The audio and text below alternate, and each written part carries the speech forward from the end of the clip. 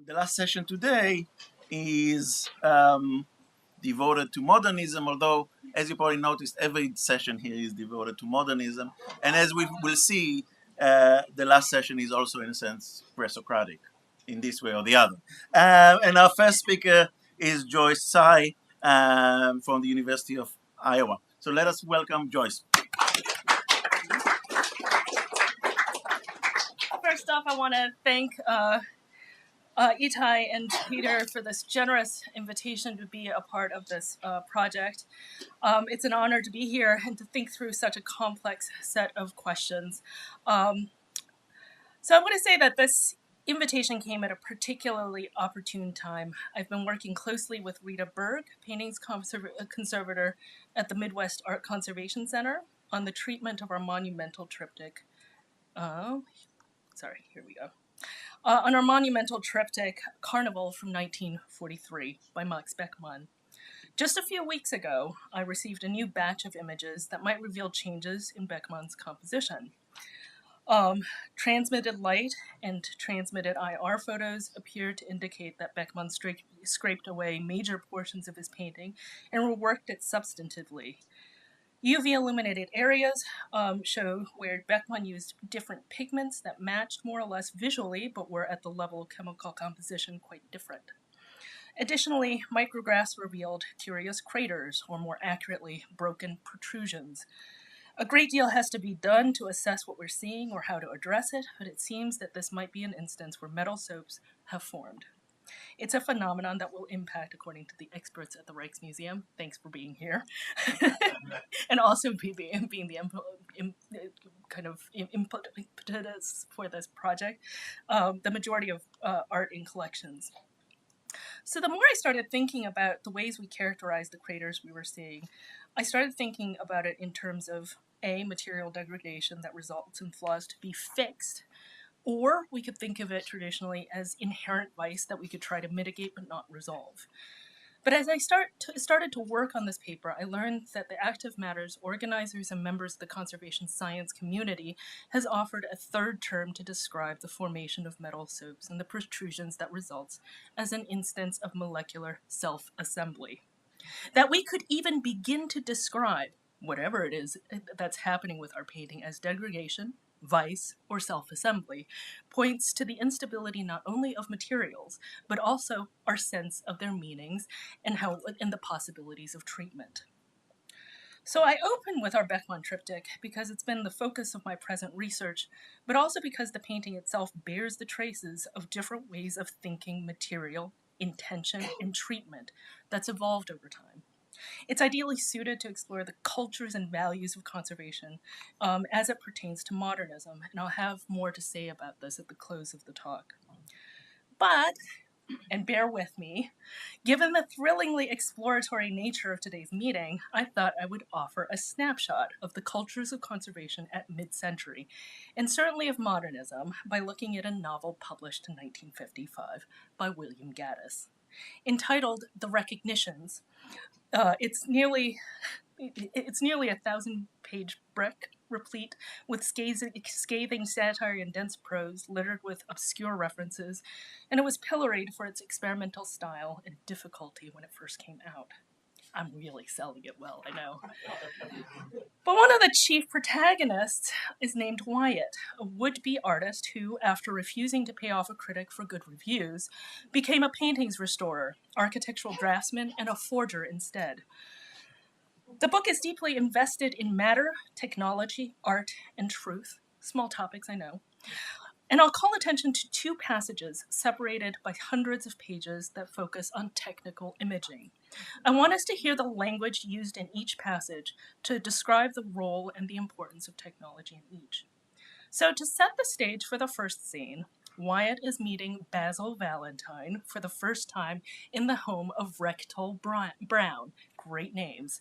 The financier, Wedepohl Brown is the financier of numerous forgeries in multiple media and is Wyatt's patron. Basil Valentine is an aesthete. Through his work as a scholar, he seems to secure real documents that are used to certify newly discovered fabricated works. In other times, he leverages his expertise to create the environment for a forgery to be embraced as real. In that sense, Valentine's the one who transmutes forgeries into coveted and expensive artworks, base material into gold. He embodies his namesake, Basilius Valentinus, a 15th century alchemist. In the passage below, or to come, Wyatt has just discovered that a forgery he painted was accepted as the real deal, so much so that the work was photographically illustrated in the pages of Collector's Quarterly. Now, instead of celebrating this achievement, Wyatt exclaims, and now I'm going to launch into the passage, quote, "This, my painting, there's only one, and these reproductions, these cheap fakes, that's what they are, being scattered everywhere, and they have no right to do this. It cheapens the whole. That's calumny. That's what it is on my work." And standing with this thing wadded up in his hand, Basil Valentine took a thin cigarette out of his mouth and spoke coldly. "Forgery is calumny. Every piece you do is calumny, and on the artist you forge." To which Wyatt replies, quote, "It's not, damn it, when I'm working. Do you think I do it the way that all the other forgers have been done? Pulling fragments of 10 paintings together, making one, putting a beard on him from a portrait, a hat, a different hat from another, so they look and recognize a doer there? No, it's the recognitions that go deeper, much further back. The X-ray tests and the ultraviolet and infrared, the experts with their photomicrography and macrophotography. Do you think that's all there is? Some of them aren't fools. They don't just look for a hat or a beard or a style they can recognize. They look with memories that go far beyond themselves. They go back where mine goes." End quote. There's a lot there. Madness, obsession, of course, but there's also an alertness to the ways in which technical imaging offers seeming proof of the truth or authenticity of the artwork that is fundamentally insufficient. Time and again, Wyatt points to how these forgeries have passed all the latest tests, that they respect their materials that he respects their materials far more than any modern painter, whose experiments with myriad materials willfully court inherent vice. Wyatt is incredibly devout and deadly earnest in his pursuit. For him, his forgeries are not fakes, but ultimately reenactments. In an attempt to describe his process, he exclaims, another quote, "I'm a master painter in the guild in Flanders. Do you see? And if they come in and find that I'm not using the gold, they destroy the bad materials I'm using and find me. Because I've taken the guild oath, not for the critics, not for the experts, the guild oath to use pure materials, to work in the sight of God." End quote. There's a fascinating thread throughout the book that centers on the fidelity of materials and the problem of inherent vice that modern artists invite through their embrace of ready-made, commercially produced materials that were not used in traditional painting. None of these moderns have taken the guild oath. Pollock, as we know, as early as 43 incorporated commercially produced house paints and mural, which resulted from a commission from Peggy Guggenheim. He also liberally incorporated the base materials of the world in his drip paintings, including Alchemy from 1947. And where modern painting is so much an expression of self, Wyatt effaces himself fully in the act of repeating gestures, touch, and vision of those who come before him in order to embody the act of working, quote, "in the sight of God," end quote. Now there's a second passage I promised you. It comes in about 600 pages after the first, near the end of the book. Excuse me. Wyatt has taken on a new identity. Sorry, I'm giving away a bit of the plot. He's now Stephen. He's murdered. He actually has gone off and murdered people or person. He's participated in an attempted forgery of a mummy. He's gone off to live in a monastery in Spain. So, well, that's to say a lot's happened between then and now.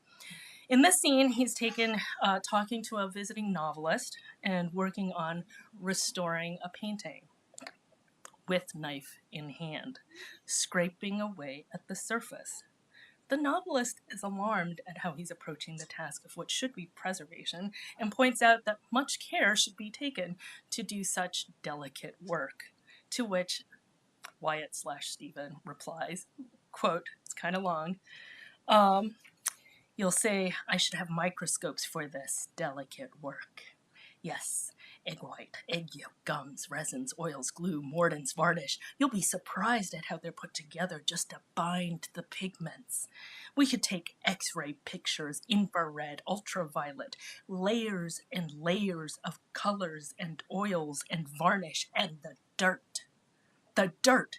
Look at that picture there, at the crackle on the surface. That's from the wood panel expanding and contracting, and the paint crackles when it gets dry. If we had a microscope with a light mirror condenser, we could turn it up 500 diameters, put on the counting disc and make a particle count with a pigment. Then we measure its thickness with a micrometer, put the micro ipso attachment to the camera, and if we had a micro extraction apparatus, we could bore holes into it and get some nice cross sections out, put them in wax, and you slice them in half just like that with a microtome knife. And then when you get it under a microscope with polarized incident light, then you can really see what's going on. With a carbon arc lamp, you'll see when we get the high oil immersion series lenses. Then we'll determine the refraction index of the particles of pigment, and then we'll know exactly the dirt that collects. And one layer of varnish after the other, the dirt that collects in every little ridge, crack after crack, century after century, then we will know. Here is the secret. Laying transparent oils on heavy ones, thick ones, Bosch, not Bosch. End quote. All right. In the two passages I've read, what are at play are multiple models of the activity of matter. In the first instance, matter in its manipulation by an artist, fully on view in a finished work, displays an artist's intention so vibrantly that another artist, hundreds of years later, might inhabit that intention fully, as Wyatt attempts in his forgery. Here, no technical instrument can offer access to the truth of the artwork. Only an artist, conservator, or forger willing to give themselves over to the world of the artist, guild and god, etc., can tap into the authenticity of the work of art and even bring it into being as an authorized iteration of the original, one that passes all the scientific tests, and around which even the most committed experts can come around and come to consensus. In the second instance, matter is revealed as having a will of its own, so unruly that it threatens to undermine the touch, hand, intention of the artist.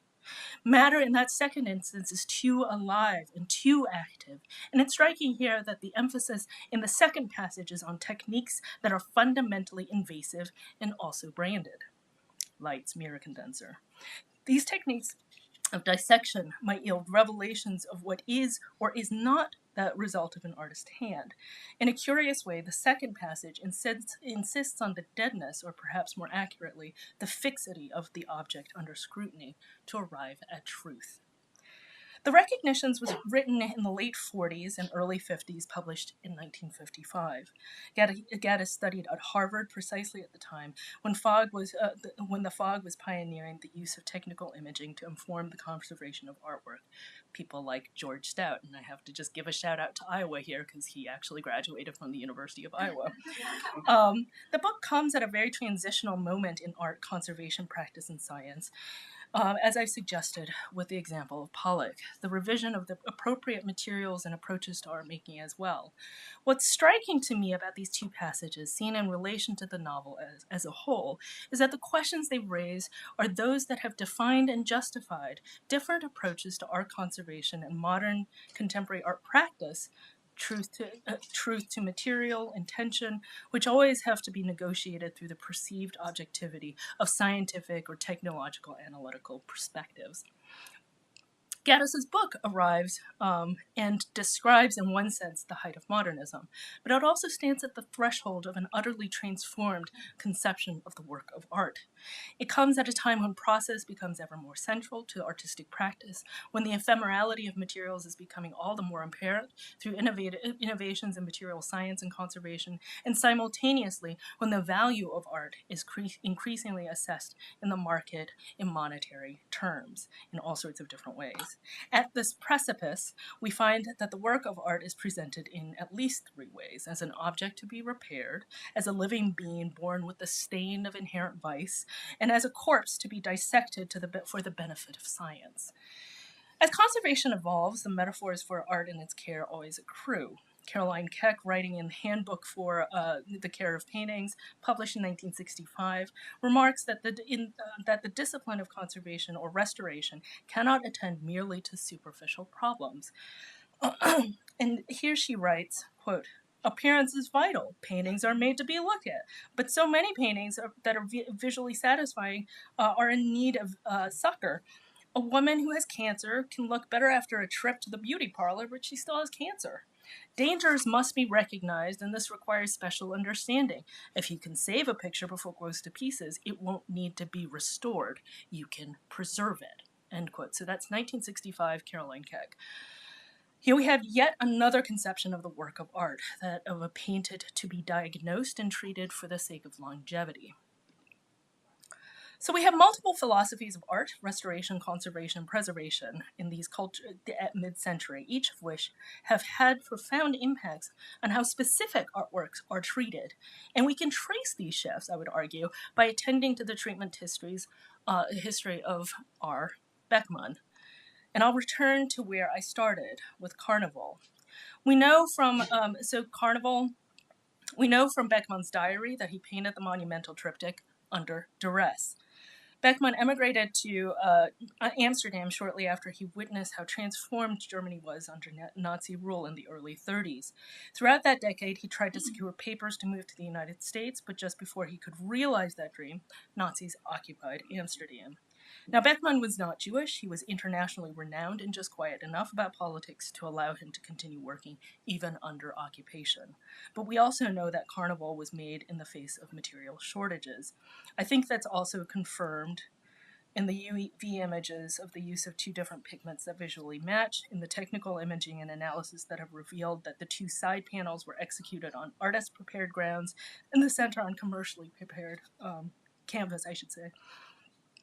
And the two side panels were always the ones that were the most problematic, flaking early in its history, but also probably as a result of the profound changes Beckmann made to his canvases. I think that's what's going on when we're seeing, so the kind of bright illumination, those are areas where Beckmann has actually gone in and scraped away and reworked. And I would describe that as practically flaying his canvases past their primer to begin anew with another vision. So, painted in 1943 in Amsterdam under duress, Carnival was acquired 3 short years after it was finished by my home institution, the University of Iowa, in 1946. It came as the first batch of paintings sent to Kurt Valentine, Beckmann's American dealer after the war. Valentines abound in my story. It was varnished at some point early on and counter to what we know to be Beckmann's intent. But before we gasp at that scandal, we might remind ourselves that varnish traditionally was applied not only for aesthetic reasons, but also to preserve a painting. It's the top layer that can be removed when the patina of time obscures the legibility of the image. But as an aside, it was also applied by restorers and dealers in order to make even the most avant-garde paintings conform to the glossy look of older pictures. In so doing, they sought to court potential buyers less familiar with the aesthetic and even ethical appeal of the unvarnished face of a painting. End bracket. Once at Iowa, Carnival was more or less continuously and prominently on view, but it would continue to be dogged by condition problems. So the condition problems were there from the start. And then in the 60s, it became the subject of Byron Burford's study.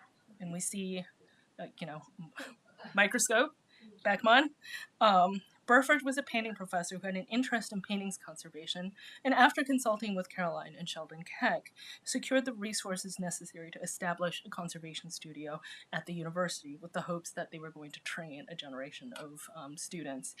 Following the latest developments in conservation, Burford built a large format hot table to permit the wax lining of paintings. Again, before we kind of freak out about wax lining too, let's remind ourselves, and this is a reminder to myself too, that the impregnation of canvas with wax, their words not mine, was pioneered in the Netherlands at the end of the 19th century to address the ways in which the fluctuations of humidity impact the lifespan of paintings. Wax, both as dead and alive, was introduced precisely because of its seeming flexibility and potential to allow paint to adhere more fully to weakened canvases. Large format wax lining using a hot table, which, unlike the use of irons in wax lining, preserves more of the artist's intent, which was a relatively new technology. It's going on its own, sorry. Instructions for the construction of this specialty equipment only appeared for the first times in the pages of Studies in Conservation in 1953 in an article by Helmut Ruhlmann, who is not uncontroversial. In the intervening years, the painting has had its varnish partially removed, areas of weakness consolidated with Biba, and recently at MAC we've been able to see even more of the painting because of new innovations in gel solvents. But when it comes to these craters, these broken protrusions, the metal soap formations that result from instances from molecular self-assembly, I'd be curious to see how we collectively approach this phenomenon. I'll admit that I'm very new to this domain. I mean, these images came to me like maybe a month ago. And so there are a lot of questions that I have that I'm really hoping that this audience can help walk me through. But it seems to me that molecular self-assembly is a concept that gains traction in chemistry around nanotechnology, and nanotech has been effectively deployed in conservation to revitalize frescoes, for instance. And of course, for humanists amongst us, the term brings to mind matter that is so fully vibrant and resistant to the will of man. I mean, there's something that's incredibly evocative about it. But here I will end in the hopes that we'll have a conversation about the cultures and values of art and conservation then and now. Thank you very much.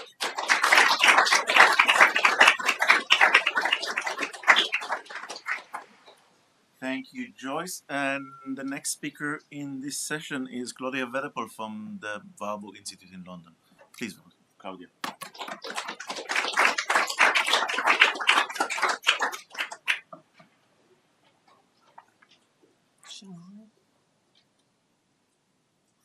Do I have to open my own?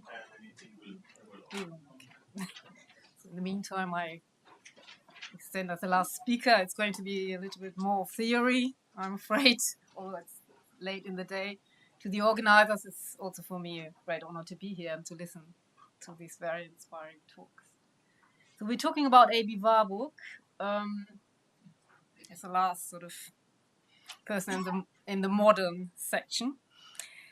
Just as a start, I thought, I don't know if everybody's completely aware of him and his work. I just wanted to say a few warmer words. Here we see his famous Bilderatlas Mnemosyne, who Warburg was. Of course, influential German Jewish historian and theorist of culture, art, and images, and all these three elements are important to his work. He has become very much been very much the focus of scholars in, let's say, the past 2 decades, mainly because he's really regarded a practitioner of visual studies avant la lettre and a thinker who crossed traditional boundaries. This should also perhaps be kept in mind that he himself studied in the 1880s art history, archaeology, history, philosophy, and very briefly psychology, and that's what's going to interest us today. His main field of research was early Italian Renaissance painting or culture, the culture and painting of the German Reformation and 17th century Dutch art. But he's also very much known these days for his theoretical thinking. And he really indeed tried to combine historical with a meta-historical interpretation of artworks. His own idiosyncrasies made him create his huge private library. And actually, sorry, I should have started earlier. Here we see A.B. Warburg, like several phases of his life, with a fairly sparse output. Here are the 2 volumes of his collected papers in a life of 63 years. But his main legacy really is his library, his private library, which now, of course, lives on at the Warburg Institute in London. But his other great legacy, next to his library, still flourishing, and his, or let's say, most important legacy, is the Bilderatlas Mnemosyne, massive in scope and unfinished. Warburg's atlas was conceived to honor the promise of delivering his very own cultural theory. His description of the character of this magnum opus leads us to the topic discussed this evening. And I quote from Warburg's draft for the introduction of the atlas. So this introduction is the only text we've got relating to the atlas, but it only exists in a draft. So I quote, "On the basis of its images, the Mnemosyne is intended to be, first of all, an inventory of pre-coined classical forms that impacted upon the stylistic development of the presentation of life and motion in the age of the Renaissance." End of quote. Interestingly, Warburg does not speak of an inventory of images, but of pre-coined classical forms, that is, archetypical forms. They are, however, only graspable through their reproduction in existing images. So the images Warburg collected, which we see on the panels, which are still surviving today, the images Warburg collected are both the earliest traceable manifestations of these forms, their truest copies, so to speak, and their derivatives of these classical images. He also calls the primordial forms and their manifestations types, and explains that his, quote, comparative analysis, which he actually never wrote, would be limited to some principal types, some principal types, so not all, but just some. Yet his interpretation was to go beyond producing an inventory. Instead, the atlas should, and this is another quote from that draft, should attempt a more deeply penetrating examination of social psychology in order to grasp the sense of these expressive values preserved in the memory as a meaningful function of the intellect. End of quote. And here, Warburg describes his motif once again in slightly different words. And I quote another quote from that text. "It was recognition of the fact that until now this process has been overlooked that led to Mnemosyne, the images of which are intended most immediately to present nothing but a traceable inventory of pre-coined expressions, which demanded that the individual artists either ignore or absorb this mass of inherited impressions surging forward in this dual manner." End of quote. The opaqueness of these statements forces us to take a step back and be clear that Warburg refers to the outline of an extremely unorthodox theory of social or collective memory. He elaborated mainly in the 1920s. What he was hoping to produce was indeed a theory of cultural memory. He believed this theory would explain the phenomenon of artistic styles, or even more importantly, prove that memory was a driving force of cultural production. Production through, quote, unconscious reproduction. Reproduction is, of course, a biological term, also used by neurophysiologists of Warburg's time in reference to past experience. As we shall see, Warburg's ideas were apparently heavily influenced by evolutionist theories regarding the influence of phylogeny on ontogeny. He had begun to study Darwin and others during his research for the doctoral thesis on Sandro Botticelli's mythological paintings. In April 1892, while he was writing his dissertation on Botticelli, he came up with the following statement, later published as the third so-called thesis to accompany his dissertation. I quote, "The remembered image of generalized dynamic states through which the apperception of the new impression takes place is later unconsciously projected in the work of art as an idealizing outline." End quote. Although Warburg mentions the unconscious, he was not yet influenced by any current neurophysiological theory. However, intrigued by the role of memory in the mechanisms of cognition and reproduction, with a doctorate in art history in his hands, he enrolled in clinical psychology. One semester was enough. It was really just one semester in 1893. Yet he remained peculiarly bound to a strictly monistic type of neurophysiology that can be called psychophysics throughout his life. Through the lectures of his teacher, actually he went to Berlin to study this, the empirical psychologist Hermann Ebbinghaus, he learned about the works of Ewald Hering, who was the first scholar to come up with the idea of an epigenetic inheritance of acquainted characteristics. We know that Warburg read Hering's Memory as General Function of Organized Matter of 1870, in which the author suggested that organic memories could be passed on through generations by germ cells. His key term, so Hering's key term is reproduction. And now bear with me for a few longer quotes, which I think are quite important sort of to take to account to understand the theory Warburg developed on the basis of this. So this is Hering. "It is well known that sensuous perceptions, if constantly repeated for a time, are impressed into what we call the memory of the sense, in such a way that they suddenly return into consciousness in the full sensuous vivacity of their original perception. This clearly shows that after the extinction of conscious sensations, some material vestiges still remain in our nervous system, implying a change in its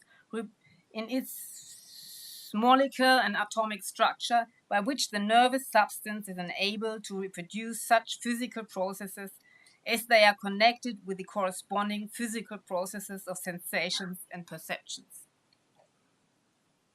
And he goes on, "It is easily seen that memory is not so much a faculty of conscious as of unconscious life. Our concepts appear on the stage of consciousness only transiently. Only a cue is needed to make them reappear. They do not continue as conceptions, but as certain dispositions of the nervous substance, by virtue of which the same sound that was produced yesterday can again be evoked today."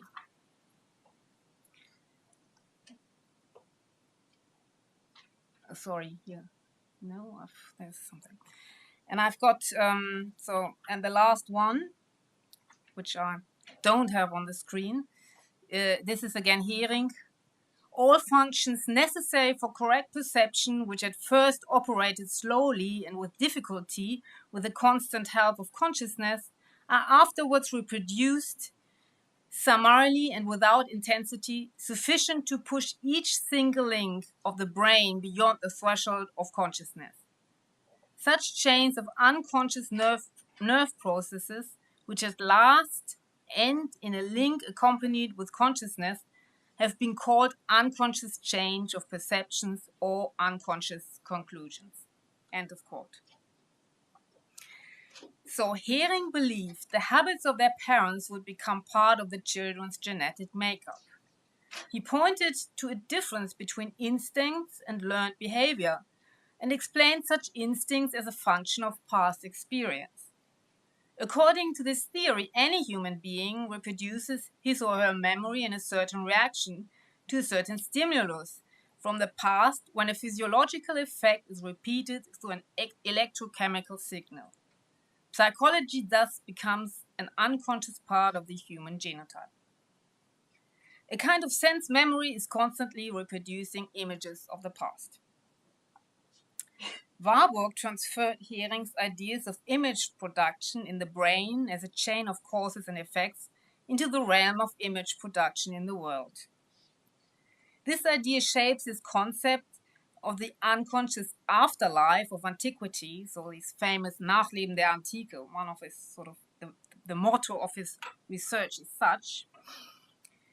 So the concept of the unconscious afterlife of antiquity as opposed to its conscious reception. Matter is subject to its own laws. So Hering's theory of chains of unconscious processes can explain Warburg's notion of the historical relation between antiquity, that is both an archaic pre-classical mythical past, and classical antiquity as the cradle of Western civilization.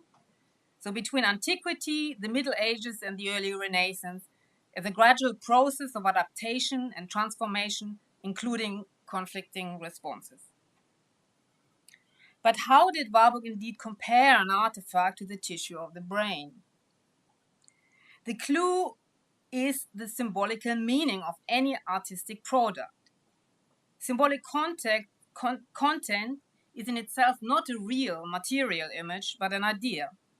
Now, Warburg believed any artistic product preserved the zeitgeist of the time in which it was recreated. Since the symbol itself is neutral and can be transferred unconsciously, any meaning needs activation, that is, interpretation. In this sense, Warburg's chains of transgenerational transmission corresponds to Hering's idea of continuous reproduction by giving new meaning to a symbol of the past. Due to its constant reproduction, the symbol undergoes changes in its migration through various historical periods and geographical spheres. Reproduction, of course, needs an original, but the original form and meaning of such a symbol can be disguised in its copies. No doubt this concept has its origin in morphology. The original can thus only be the materialization closest to the original image or Urbild, that is for Warburg apparently the archaeological artifact.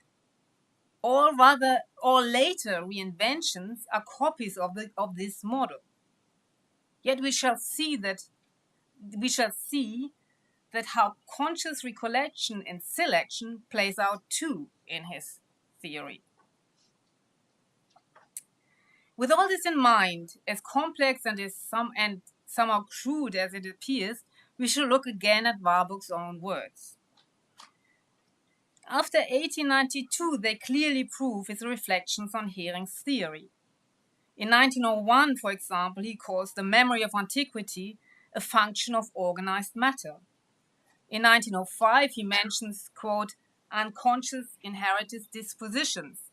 And in a letter of the same year to the Harvard professor Charles Eliot Norton, he states that he will shortly present him with quote, a comprehensive book on Flemish-Florentine relations that will also address the laws according to which the persisting types live, since the history of styles indeed follows biological laws, end quote.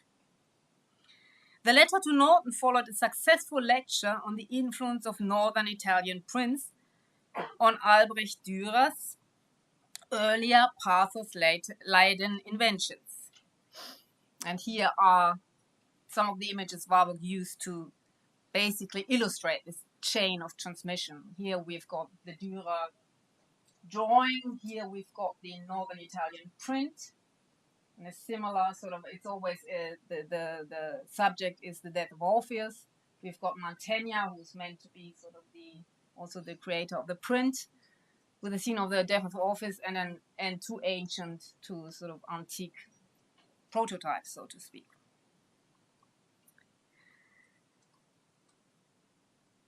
Somehow surprisingly, however, after explaining Dürer's adaptation of the Italian model he had before his eyes while visiting Venice, Warburg made a general statement about the re-emergence of all'antica style.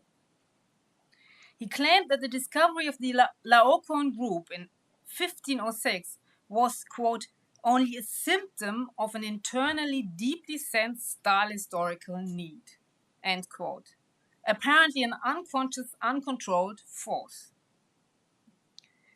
A year later, Warburg noted to himself, I quote, the problem of the Renaissance now presents itself as that of the metamorphosis of energy of the human and individual self-awareness due to the reinstatement of the memory of images of energy peaks in the classical past, end quote. So Warburg was first and foremost interested in the material memory of a primal experience, handed down from generation to generation biologically by the nervous tissue, and culturally by artifacts. How could these artifacts, he asked, operate as a function of social memory? How is meaning reactivated? In 1908, when grappling with this problem, he made a discovery through a newspaper article, which is still preserved among his papers. The article's author summarized a journal article by Francis Darwin, Charles Darwin's son, published in Science in 1908. It dealt with Darwin's views about mnemic theory and somatic inheritance. Through this article, Warburg learned about Richard Simon's substantial book, Die Mneme, first published in 1904, with Darwin quoted extensively, but also criticized. Warburg immediately bought and read Simon and subsequently integrated his notions, so that is Simon's notions, to his own cultural theory.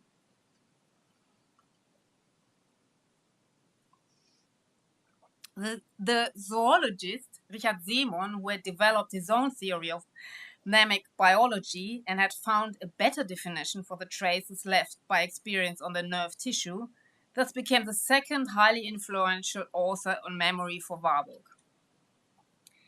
Simon held that a stimulus could provoke an alteration in the organic tissue, something like an encoded memory trace, for which he used the neologism engram, and thus activate a process in the organism which he calls energetic. The term engram derived from the Greek verb engraphein, literally meaning inscribed. Change of this kind, Simon wrote, would lead to morphological mutations, so-called engraphic modifications.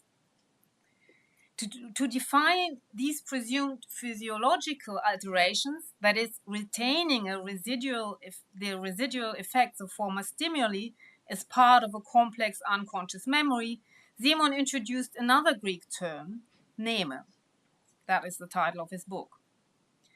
Neme, the sum of all engrams, was for him an organic plasticity that allowed the preservation of effects of experience, linking the past and the present in a lively bond. However, of particular interest to Warburg was Simon's theory of the mechanisms that would awaken the mnemonic trace or engram out of its latent state into one of manifested activity and thus formation. Simon had called the transition from a neutral or indifferent state to a state of reawakening triggered by repetition of primordial experience, ekphoi. Warburg adopted Simon's theories and terminology as metaphors for cultural heritage. Artifacts become visual forms of the engrams or, according to Warburg's own neologism, dynamograms. An energy-laden dynamogram corresponds to the latent neutral symbol, functioning as a material trace of social memory. The visible traces, past human experience, primordial experience, in their entirety, consists of a pool of prototypes, Warburg's famous pathos formulae, like the gesture of the defensive gesture of Orpheus, which we see here, and abstract symbols alike, laden with psychic energy. And that whole pool of prototypes, according to Warburg, has come down to later generations via the imagery from antiquity.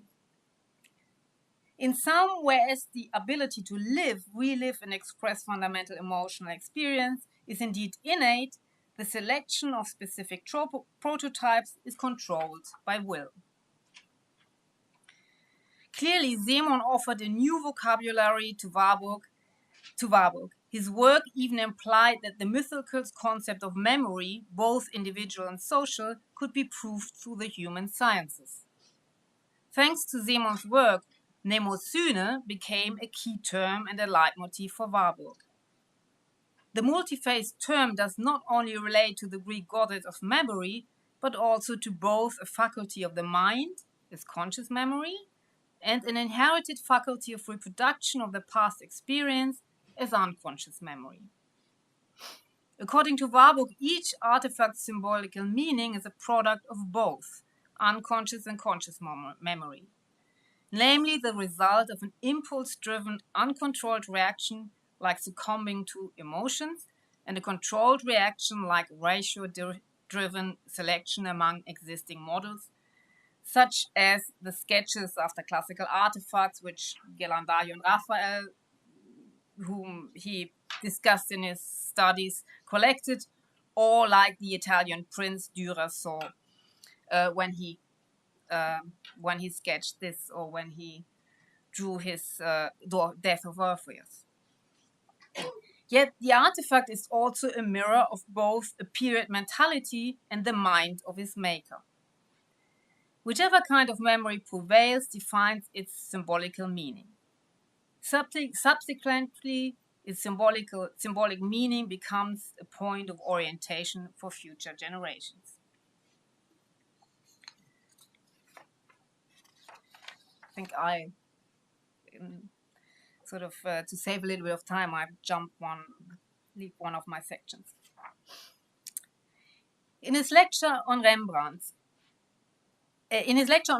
role in the development of style in Dutch art, delivered in 1926, Warburg stated that, I quote, "It really depends on the subjective makeup of the late-born rather than on the objective character of the classical heritage, whether we feel that it arouses us to passionate action or induces the calm of serene wisdom. Every age has the renaissance of antiquity it deserves." End of quote. A year later, he called the series of tapestries with the subject of festivals commissioned by the French Valois dynasty, I quote, "sensitive reflectors of outward and inward life of their period." And he added, "The task of social memory shows itself here clearly as the memic function, preserving by means of ever-renewed contact with the monuments of the past, the rising of sap from the subsoil of the past into the classicizing forms, and thus preserving a form instinct with dynamism from becoming an empty flourish." End of quote.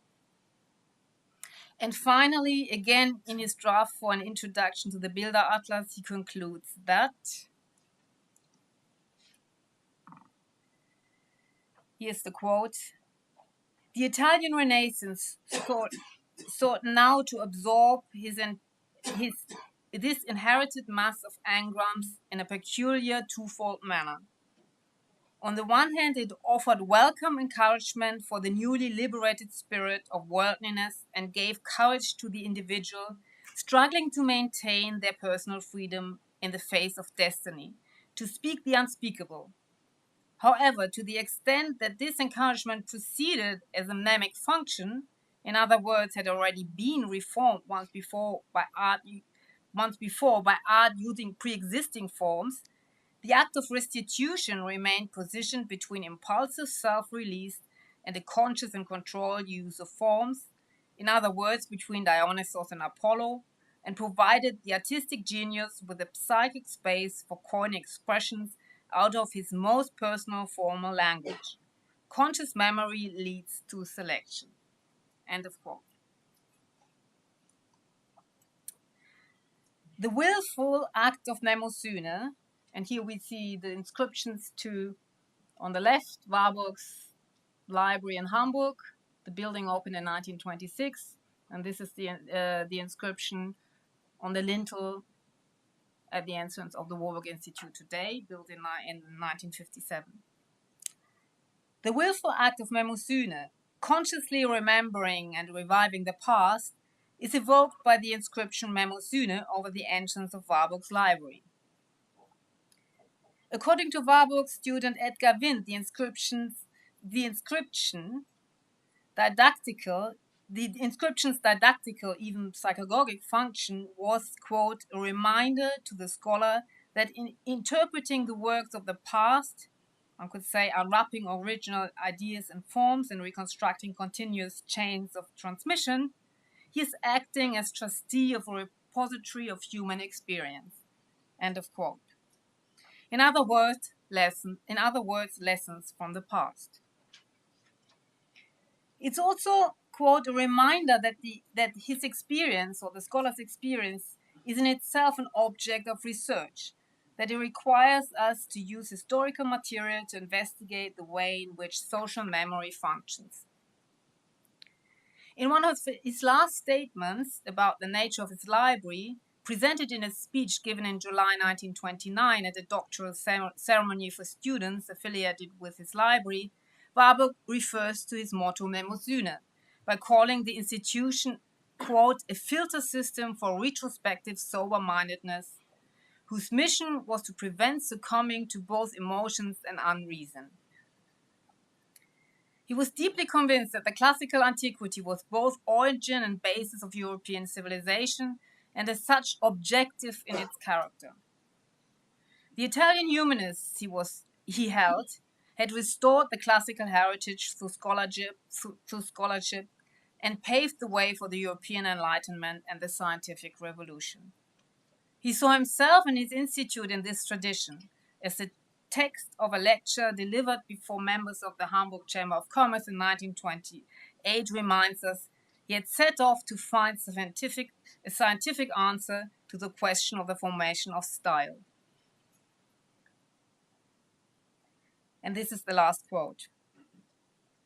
The program of the KBW, so that's his library, Warburg's library and its scholars, is to point to the function of collective memory as a formative force for the emergence of styles by apprehending the civilization of pagan antiquity as a constant factor.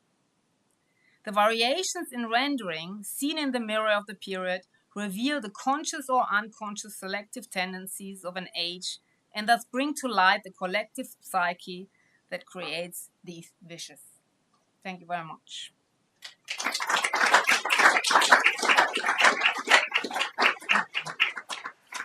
you. Joyce? Slides? Oh, this year's, yeah. Okay, sure. So, Well, are you So, all aware over here. Joyce in the center? Questions? Anyone want to start? Peter? I want to ask a question for Claudia. It's a question I've asked already, so to you, and that is in the Manet lecture, where he, on the Déjeuner sur l'herbe, and he talks about the way in which the ancient gods have been archaeologically sterilized, by which I assume he's meaning the process of collecting and scholarship has deprived them of the potency that they once had. So, if that's correct, there's an implicit theory in there about something we could call active matter, right? That these sculptures once were potent in a way in which they now are no longer. Yes, I think he's really talking about scholarship, his own role. Right? This is from the Manet lecture. It says something very similar in the Stefan Meyer lecture, like about the role, and he's really advocating his new type of, say, interdisciplinary research to reform art history. So. It's about the word sterilized, no? It's really about something which I don't think is different. The whole theory is pretty complex. So I had to sort of simplify it, and it still remain complex here in 25 minutes. This is the other sort of element of it. It's not the pathos, it's not the emotions, it's let's say the unrational element he's talking about. Right? It's kind of one of his main subjects is the wrong interpretation of the pagan gods, like just as a point of orientation projected to the night sky, and then they became sort of like the demons having power over each person's fate, and that's a misinterpretation by generations. That's the course of history. It's just a misreading. And his role is to basically unwrap everything, come back to each of them and tell, as the scholar is reconstructing the history of that development. So this is not. I think, I looked at that quote in the Manet lecture. I think it's a little bit misleading. I think he's talking about a later stage. He's not talking about the so-called original state of the Olympian gods, but the later state in which they really become, a power attributed to them, which is not a real power. It's just a projection. And in a way, and then it's true, like the sterilization is the opposite of it.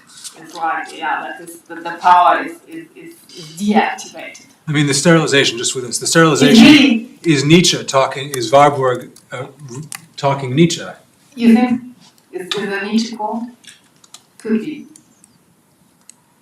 But it's really about, the original power being either active or not active. So, sorry.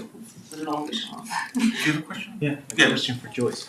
The remarks that Gaddis made in it are surprisingly modern or forward-looking. If you could you reflect on what has happened since it's like the 50s until now?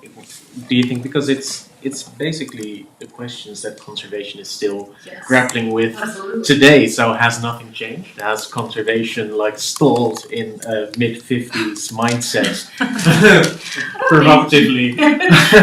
and could you reflect on that in your eyes? We have conservators in the room, and I would actually, I think it would be really interesting to have conservators reflect on where that quote, what that feels like, and how it feels now. There's a couple of things that I think are really quite striking. So George Stout is at, let me just go back a little bit. William Gaddis was a student at Harvard from 41 until 43. He didn't finish his degree, and then he went off and became a fact checker for the New Yorker. I think that detail is actually really important because in terms of constructing the world of this protagonist Wyatt, he goes through and looks at all sorts of different sources. And in 1948 is when Care of Paintings by George Stout comes out. And what I read is basically like the appendix, where there are all of the kind of technical imaging strategies that you could possibly deploy on a painting, the kind of description of how cracks emerge. All of that feel like it's from that text. And I feel like the role that Harvard has in creating a certain culture of conservation in which technical, the full arsenal, and I use that word advisedly, the full arsenal of the scientific testing, imaging, chemistry should be harnessed in the preservation and care of objects that can be damaged. George Stout also served in the war. He was the basis of the Monuments Man. So the conception of the work of art as vulnerable and can be damaged, I think gets articulated formulated in a very specific way. And of course, like the stout, also, if we're going to talk about stout, Ruhrmann also, has a role in it. And this book comes out right in the midst of all sorts of cleaning controversies that were happening at the National Gallery in London, where you have also, one of the kind of key protagonists in this book is also early Netherlandish painting, that all of these things that we're talking about today are picked up in this like monumental brick of a book. And so, I don't feel like I'm in a position to comment on in terms of how far or how much further we have to go. But it did strike me. It was striking to me looking at that book and talking to consultants and looking at the kind of technical art history that we're doing now, and then thinking about the idea of molecular self-assembly. It seems to me that we have very different conceptions of the work of art, what constitutes matter, and what exactly is coming into the conservation studio at different moments in history and different cultures. So, I think what it proves is that we have to start a rethinking of conservation. And that actually conservation by itself needs the act of rethinking, and not alone for the actions that we take, but also for the approaches that we have towards it. So it is indeed very interesting to read that and to realize, well, from that perspective, that indeed nothing has changed. But on the other side, that on the thinking side, many things have evolved or developed, yet not really come to a surface. And that is also, I guess, that is also why we are sitting here. It's like the soap formation. It's been there the whole time, but now we actually have a vocabulary, and we have the kind of, the vocabulary to kind of talk about it, so not really kind of figure out what they are, how we treat it. So, I mean, I don't know. I should probably save this until tomorrow, but I think one of the things that, in terms of the evolution of conservation, you made a couple of statements that about the full arsenal and that we do things for the benefit of science. But I think that's what's changed, is that we, at some point long ago, I think we would just take the full arsenal and we would do everything. And then you would ask the questions once which didn't make any sense at all. And so now I think we've come to a point where we actually know what our questions are before we activate the arsenal or anything that might answer the questions. And it struck me here that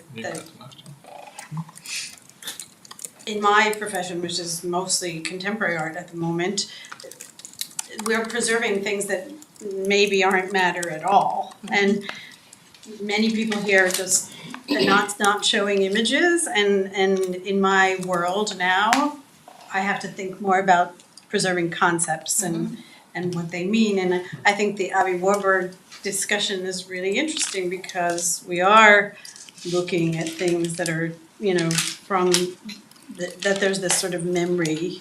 And even when I stand in front of a painting with a scientist and an art historian, there's a memory. Everyone has their own sort of neuropsychological or social, political baggage, and they come there with it, and they see completely different things in front of the same artwork. So I think that's just an interesting thing to think about in this room with so many different disciplines. Marco, do you have questions? Well, if it's allowed to just enter in the discussion here more than asking a question, I feel like I would like to know what it meant to Gaddis to come up with that litany of techniques. I think we've been talking about meanings and words and a few sentences from the manuscript codices of the Pre-Socratics. Professor Idel talked about, it's not the source, it's the meaning. So I want to know, when I read that list of techniques, and I do read it way too often in proposals for research because I see, just like, I hate the ritual, the utterances that are just meant to say, oh, we know what we're going to, we'll find something. And, what is the question? I'm wondering, I mean, the 1950s was a different time, it was a time of great, great interesting technology in the United States. And I'm wondering if Gaddis meant it by saying, this is what it is that we're using to look at art, and it's really a different look, and it's the way of looking that tells us what's in it and the hand of the maker, which is the way I look at it now, but I want to project that. Or was it just the paraphernalia, the way in a James Bond movie is like, he opened this pack of Winstons and it was Moe 1957, or, his 4-gear shifter on the Aston Martin. The things that are supposed to put you there for, oh my God, this is really cool. I don't know. Yeah, so I think one way to answer that is to look at the rest of the book and the way that he enlists technical language. I think he wants to use it to reveal the ways in which it was at a time of real technical innovation, in the service of war, in the service of industry, in the service of, the kind of explosion of commercial applications of all of these kind of new innovations. And so, in Gaddis, it's on the one hand about, I guess, an artist turned conservator turned forger, but there's also a lot more in the 900 plus pages, where I think there is a kind of critique of our trust and faith in technology and what it can achieve, in absence of precisely the questions. And so by the time you get to the end of the book, I do think that the litany is longer, and the ways in which the technologies invoked are invasive. It is more like surgery, whereas before it's really just imaging, so like UV light. It's a different. It's the same technologies, but it's taken up in a very different way by the end of the book. So on the one hand, he does something like collage in this, but he does something. It certainly doesn't feel like a James Bond novel. But you do get atmospheric snippets here and there. But I do think he means what he says in the kind of two passages. They are different in terms of how we understand the artwork and whether or not it's even possible. So. Ruka, you had a question? My question is also for Joyce. Thank you so much for a riveting paper. I was really struck by this issue of truthiness around art and artifact that Gaddis is kind of making us explore. You have artists, conservators, and forgers, and then who do we usually look at for truthiness now, or maybe not so much now? That's the scientific expert excavating with another set of tools. And it made me wonder whether, would you call this book a science fiction novel? And then what does that then mean for thinking about the problematic of active matter through fiction? I don't know if there's a semantic field or equivalent somewhere in the text. Yeah, that's a really great question. I would describe it as a novel that takes up science and technology as very much a protagonist, just as certain paintings and certain materials are. And so you have, people are very much, figures, that actors. But so are advertisements, so are different kinds of texts that perform all sorts of different acts. There are things, the book is called Recognitions, and so there's a lot of things that you recognize, but there's also misrecognitions that abound. And so, and in that respect, I think science and technology play several different roles as false prophets, but also as, precisely the thing that authorizes what Wyatt is doing, because his forgeries are so good that they pass all of the tests, you know, and that they're so good that they pass the tests that the scholars, you know, pose. So I think these are all questions that Gaddis grapples with, but I also think that he does try, over the course of 900 some odd pages, try to offer you something like a snapshot, or maybe it's something like a collage. Atlas. Yeah, like an atlas. It reads like that somehow, sometimes, so. Jim, you had a question? Yeah, it's not so much a question, just back to articulation of an arsenal of scientific weapons or scientific instruments. It is worth remembering that 99.9% of the act of conservation, the most sophisticated instrument that is used is that huge body of acculturated information, the human eye. Scientific instruments are, you know, in the vast minority of the act of conservation, the act of transforming matter. And I think that that's why this entire enterprise is so important, because it lays a basis for us to analyze and discuss that, which is, you know, just where the actual rubber meets the road for the most part in conservation. Thank you, Jim.